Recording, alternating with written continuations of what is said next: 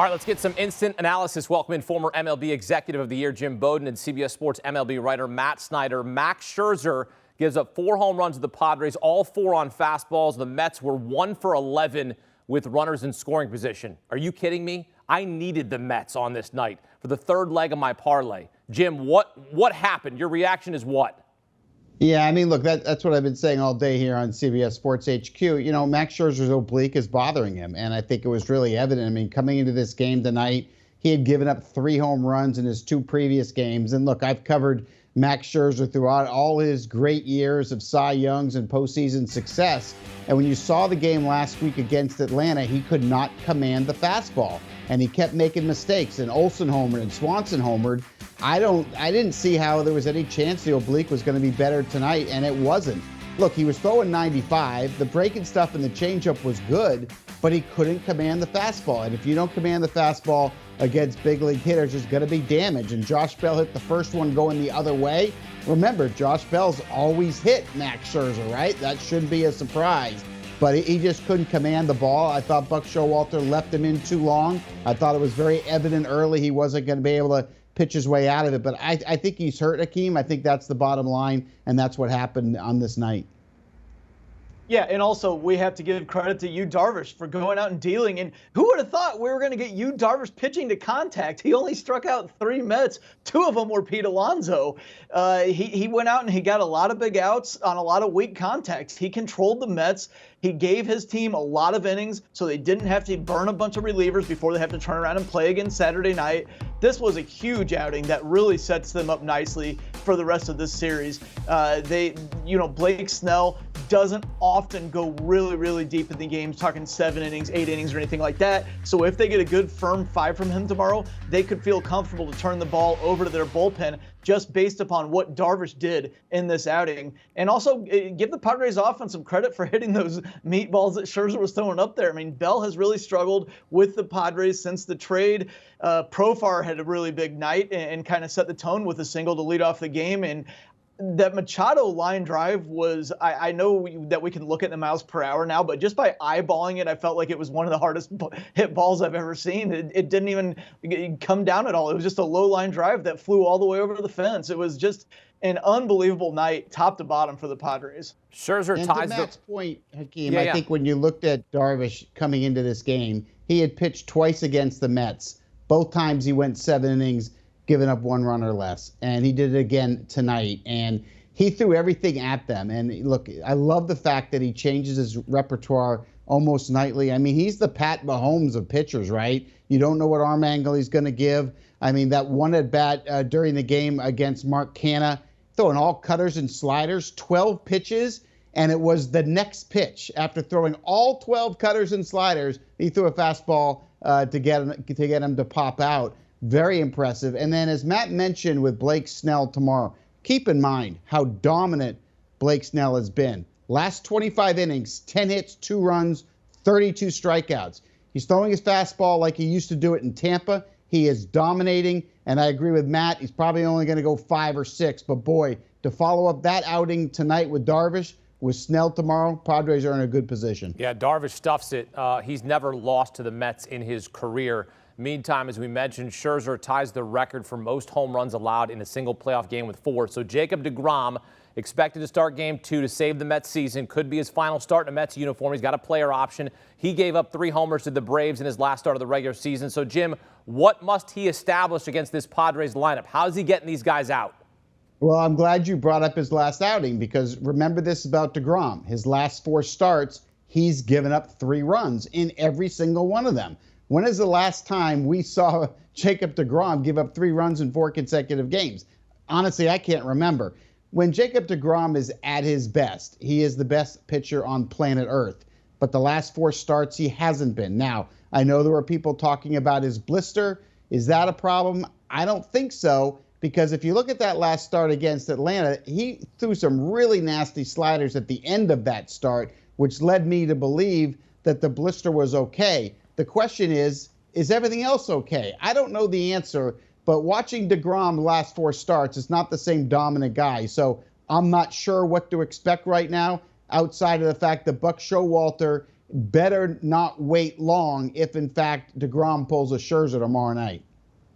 Yeah, and part of the problem on that is their middle relief to the setup for Edwin Diaz is not quite as good as it is on a lot of these other power teams that won 100 games. So it might be a problem if he can only get through 4 or 5 before they have a chance to go to Edwin Diaz. There is an X factor here, and it's that Edwin Diaz will have had several days of rest. He's thrown 35 pitches at most this year. He's gone 2 innings before. It was in one big series against the Braves that he went 2 innings. I don't know if Showalter wants to go to him as early as the 7th, but he really needs to be ready to empty his tank just to keep them in this series and keep their season alive. Yeah, if Nolan Ryan was available, Jerry Koosman perhaps available, Dwight Gooden, the late great Tom Seaver. Right. I mean, they need everybody. I mean, really. Look, I'm a Guardians fan, but I got a soft spot for the Mets, and man, that was a disappointment. Meantime, in St. Louis, the Phillies score 6 runs in the 9th to stun the Cardinals, complete an epic comeback. Jim, Philadelphia was plus 1,200 on the live line entering the 9th. What they did should not have happened, but it did. Your reaction to the fighting Phil's wild comeback? Well, Ryan Helsley, when he went out there in that 8th inning, and Carlos Marmol, the manager, wanted him to have a 5-out save, which I understand. I would have done the same thing. You got a chance to win Game 1 against Zach Wheeler. You got to try to win that game. He was 100 to 102 miles an hour pretty consistently there in that 8th inning. So he comes out in the 9th inning, and all of a sudden he unravels, and all of a sudden he can't throw strikes at all. And I just didn't understand why Carlos Marmol didn't respond earlier. And then it was too late. And then obviously Helsley came out and started pointing to his fingers. Apparently he could feel his fingers in the 8th inning, but in the 9th inning he lost feeling. And that's why he couldn't finish his pitches, apparently. But I thought that Marmol left him in way too long. I thought it was very obvious he wasn't going to get command. And then what was puzzling was his decision to go with the rookie Andre Palante in that situation when he had Jack Flaherty warmed up. Now, if you watch Jack Flaherty, his last outing coming back off the IL, but his last outing was really good. I'd rather have the veteran guy try to finish that game off than I would another rookie. And then Gene Segura hit the base hit to right field, and then the floodgates opened. And look, I had originally had the Cardinals winning this series, but after that meltdown last night, I got to tell you, I think on Saturday, I think you're going to find Aaron Nolan's going to end up finishing the sweep here, and Philadelphia's going to up St. Louis. Yeah, Matt, Cardinals manager Oliver Marmol left Ryan Helsley in too long, eventually left with the injury, as Jim mentioned. But then he goes with the rookie Andre Palante instead of Jack Flaherty. Did you see the Cardinals pitchers in Game 1? Matt, what did you think of Marmol's bullpen management? I mean, he was put in a bad spot there because he probably really only wanted to use Hicks, Gallegos, and Helsley to finish the thing. And once Helsley, it was like he all of a sudden lost his release point with the finger issue, and it really escalated quickly there. There was one out. They were a ground ball away from getting out of the game. I understood going to Palante instead of Flaherty a little bit because Flaherty's a starter by trade, and they're usually used to not being inserted into a dirty inning and having extended warm-ups. So maybe the thought process was, man, I got to go to a guy who's relieved before instead of a guy who's used to starting. I just as much was questioning the positioning on the infielders there. I understand you want to keep the lead and cut down the runner at home if at all possible, but he said they were kind of looking for double play depth, but not all the way back. I mean, man, you got to commit one way or the other. And if they're all the way back, they're at least going to get an out, if not turn 2. And the run, only 1 run would score there, and it would be a tie game there with 2 outs. That's a whole different ball game than being down by a run and there still only being 1 out. So I was just as annoyed, I guess, or second guessing the decision to have the infielders position where they were than on the management itself.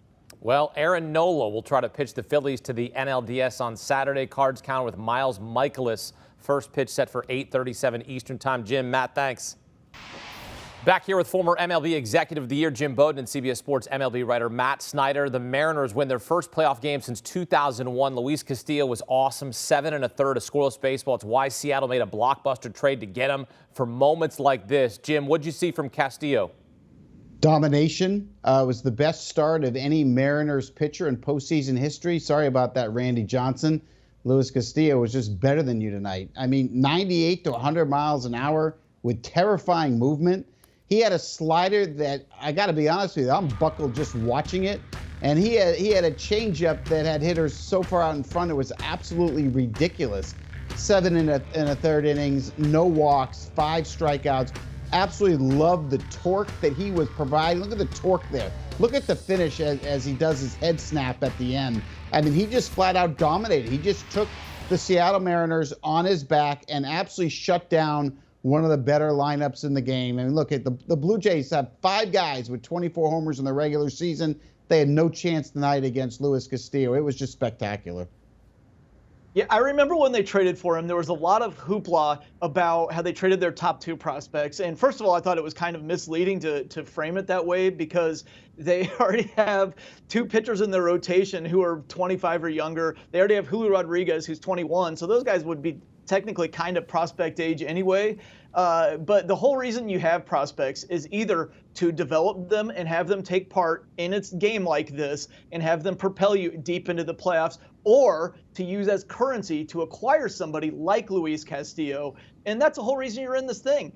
They're in the race. You go out and you get an ace like Castillo. This is how he rewards you. That's exactly why you make a move like that. And this is probably the best stuff I've ever seen him have. And that's saying something because he had some really good years for the Reds. He's been an all-star multiple times. He's been a frontline pitcher for years. But I seriously think this was the best he's ever looked. And what a way to start off the playoffs for the first time in 21 years for the Mariners. Just an amazing game. And it was from the start, too, because Julio Rodriguez got on base, gets to second. Suarez doubles him in. Then Cal Raleigh comes through with a 2-run bomb, and he was the guy who hit the walk-off to clinch the playoff berth. It's like everything's just kind of locking in for him right now. Yeah, slider fastball is ridiculous. I mean, deal with this Blue Jays lineup. Game 2, the Mariners will send Robbie Ray to the mound. He won the Cy Young with the Blue Jays last season, facing him on Saturday for a chance to lead Seattle to the ALDS. Ray was not great in his last 5 starts to end the regular season. But, Jim, you've been around players facing their old teams. Extra motivation and emotion. What do you expect from Robbie Ray? Well, he had that emotion on July 9th, the last time he pitched against Toronto. 6 innings of 3 hits, 1-run ball. He walked 2. He punched out 6. He kind of had his revenge game. But I do look at what he did the last 5 starts. And the one thing about Robbie Ray is that if he doesn't have his command and control, you can beat him. And when he gets locked in, that's when he dominates. And he got locked in a year ago. That's how he won the Cy Young, because he got locked in the whole year. The last 5 starts, as you mentioned, I haven't seen that. So, I think when you're facing the Blue Jays, to beat that lineup, you have to do what Castillo did. He lived on the black, right? He lived on the black on all sides with overpowering stuff. Ray's got the stuff. The question is, will he be able to command the ball in the zone? Because you put it out over the middle of the plate, and the Blue Jay hitters will do some damage there. So, look, I think Ray's going to have his hands full tomorrow because I think the Blue Jays are going to do everything they can to make sure there's a Game 3 in front of their home crowd. Yeah, I tend to agree. He's been very inconsistent all season, especially down the stretch, as Jim mentioned. And one of the ways that he can get himself in trouble is by putting guys on base. And as Jim said, the command is fickle with him. And if you start walking guys in this Blue Jays lineup, then they tag you for a 3-run home run. All of a sudden, it's a whole different ball game. So I wouldn't be surprised if he gets knocked around the yard a little bit. I don't know if it's going to be like the crime that the Padres committed on Max Scherzer tonight, but there's a possibility that Blue Jays could feast in this one. I do think, as Jim said, I agree. I think that he's going to have his hands full with this Blue Jays lineup. Toronto let Robbie Ray walk in free agency, replaced him with Kevin Gausman. Gausman will oppose Ray in Game 2. I love the storyline here. Game 1 in Cleveland, Shane Bieber kept the Rays in check, and Jose Ramirez hit the decisive 2-run homer here. And the best closer in baseball, Emmanuel Clase, completed a 4-out save for his first postseason save. And Terry Francona and the Guardians, they're up 1-0. All right, Matt, what was your biggest takeaway from Game 1 in Cleveland? It was the run prevention. It was kind of what we expected in this series. The Rays don't have a very high-powered offense, obviously, and the Guardians' calling card is keeping runs off the board. And they run Bieber out there, and he had a great outing. Now, this was only his second career playoff outing, and his first one he got shelled by the Yankees. So it was nice to see him get this under his belt. And also to see Francona only need to use 2 pitchers in Bieber and Clase. That sets them up really well for Game 2. And, of course, the big blow was Jose Ramirez, so it was Bieber and Ramirez. It's a familiar formula for the Guardians. They're in really good shape here. They've been the much better team down the stretch. I know the Rays have a lot tougher competition in the AL East than the Guardians did in the AL Central. But the Guardians were one of the hottest teams in baseball, if not the hottest team down the stretch. And the Rays lost 16 of their last 24. They're really struggling right now. You'd be hard-pressed to convince me they can come back and win this series. My biggest takeaway, number one, is you better not let Jose Ramirez beat you, right? 29 homers in the regular season. He is the most valuable position player on that team, and I'll let any Guardian beat me outside of Jose Ramirez. That was just, the pitch got away a little bit up, but you can't pitch up and out in that situation with Jose. But this game was a blueprint game for Cleveland, right? They have an ace in Bieber. He came into that game with a 2.2 ERA over the last 30 days, and he did what he did. I mean, look, to watch that outing, fastball command is my biggest takeaway. Are you kidding me? To be able to have a fastball where you can literally put it on the block on both sides, top and bottom of the strike zone whenever you want. And then with his breaking balls, my takeaway from that is it's amazing how well he does at adding and subtracting on that breaking ball. Adding a little velocity, taking a little bit off, keeping it off balance. I mean, he's just so much fun to watch because, I know growing up his favorite pitcher was Greg Maddux. He copies Maddux a little bit with that command and control. It's special. And then Class A comes in, and my biggest takeaway there was he hung 2 sliders, and they had no chance to hit it. Like, it's up in the strike zone. It's right in your wheelhouse. But that last-minute drop on that pitch, you're going to swing over it. Even if you know it's coming, you're going to swing over it. So that's my big takeaways on Bieber and Class A. And then the next takeaway is go to Home Depot and buy the broom. Tristan McKenzie's on the mound, and Tristan McKenzie, his last 11 starts, has a 2.27 ERA. 9 of his last 11 starts have been 2 earned runs or less. And this curveball that he's got, opponents hit 120 against it. Get the brooms out. The Guardians are going to send Tampa Bay home on Saturday. All right. Well, I got to ask you this. Tyler Glasnow against Tristan McKenzie, as you so eloquently put that there. It's Glasnow's second start against the Guardians this year, returned from Tommy John surgery last week, allowed 1 run in 3 innings against Cleveland, made another start on Monday. Jim, have you seen enough from Glasnow to feel confident with him starting an elimination game? Well, I feel confident enough on the stuff. In other words, as you mentioned, he went 3 innings the first start, 3 2/3 the second start, coming off the IL. Fastball was consistently 97 plus. Both the slider and curveball are working, so the 3 pitches are there, but there's no longevity, right? I mean, if you get 3 innings, 4 innings, that's it. I doubt Kevin will put him out in the 5th.